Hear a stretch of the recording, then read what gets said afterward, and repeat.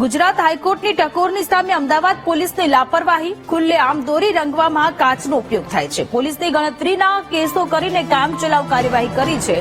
ભાત, કલર, સાબુ, કાચ સહિતનો ઉપયોગ કરીને દોરી બને છે. હાઈકોર્ટનું પોલીસને દોરી રંગવામાં કાચનો ઉપયોગ ન થાય તે જોવાનું સૂચન કર્યું.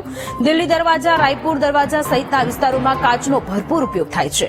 અમુક ગ્રાહકોની દોરીમાં ફૂલ કાચ નાખવાની માંગણી હોય છે. હવે પોલીસ કડક કાર્યવાહી કરશે કે કેમ તે જોવું રહ્યું.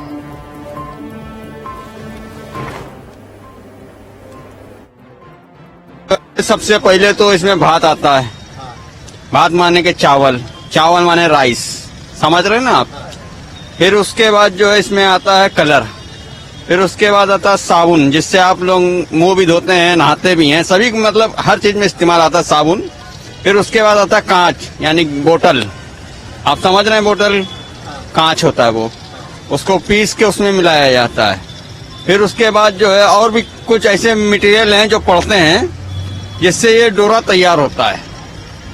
ज्यादा कांच वाला डोरा अच्छा है या कम कांच? मीडियम कांच, जिसको नॉर्मल ज्यादा भर देंगे तो उसमें आपका हाथ भी कट सकता है. चखाने की पतंग चखाने के टाइम आपका हाथ भी कट सकता है, तो इसलिए थोड़ा मीडियम रखते हैं. जो बोलता है कि फुल कांच रखो तो उनमें फुल रखना पड़ता है कहने पे, वरना अपने को क्या है मीडियम रखते हैं नॉर्मल, तो ताकि एक बच्चा भी पतंग चखा ले तो उसका हाथ ना कापे. बिना कांच वाली डोरी कैसी?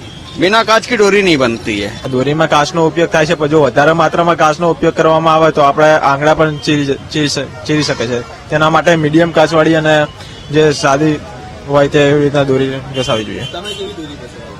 અમે મતલબ મીડિયમ કાચવાળી દોરી પસંદ કરીએ છીએ કે જે દર વખતે અમે રંગાઈએ છીએ, પણ આ વખતે ઘસાવાનો